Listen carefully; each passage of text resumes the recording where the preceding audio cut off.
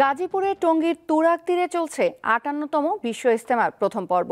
ধর্মীয় বক্তব্য ও জিকির আজগারের মধ্য দিয়ে সময় পার করছেন মুসল্লিরা, বয়ান করছেন তাবলিগ জামাতের মুরব্বীরা।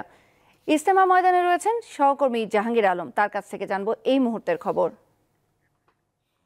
জাহাঙ্গীর, বিশ্ব ইজতেমা ময়দানে এই মুহূর্তে কি কি আনুষ্ঠানিকতা চলছে?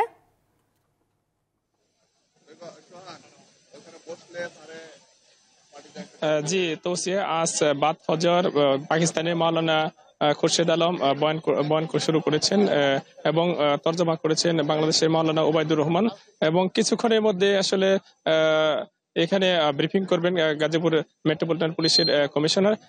পাশাপাশি সকাল 10টার পর থেকে কেন্দ্র খিত্তায় আসলে হেদায়েতি বয়ান চলবে, এবং আজকের সবচেয়ে গুরুত্বপূর্ণ বিষয় হচ্ছে যে বয়ান মঞ্চে আসলে যৌতুকবিহীন বিবাহের অনুষ্ঠানের কথা রয়েছে, বাদ আছর, এবং সারাদিনই আসলে এছাড়া জিকির আজগারের মধ্যে দিয়ে চলবে। আমরা কিছুক্ষণের মধ্যে আসলে জানতে পারবো যে আইন শৃঙ্খলা বাহিনীর তৎপরতা সম্পর্কে কমিশনার জানাবেন।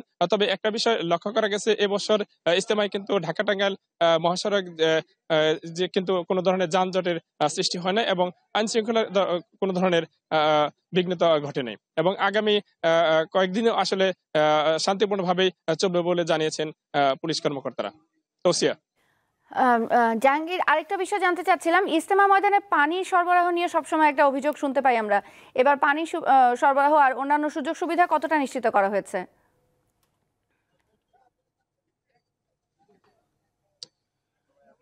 জি তৌসিয়া, পানি সরবরাহের বিষয়ে আসলে এবছর কিন্তু আমরা কোনো অভিযোগ পাইনি। কারণ হচ্ছে এবছর যেহেতু একটি ইজতেমা দুইটি পর্বে হচ্ছে, অর্থাৎ দুই ধাপে অনুষ্ঠিত হচ্ছে।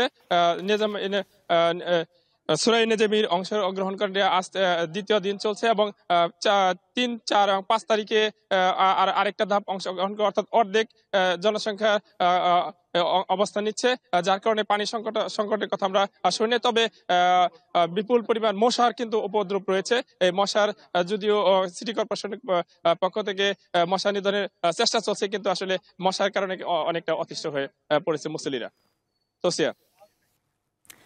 গাজীপুরে ইজতেমা প্রাঙ্গণ থেকে জানাচ্ছিলেন সহকর্মী জাহাঙ্গীর আলম।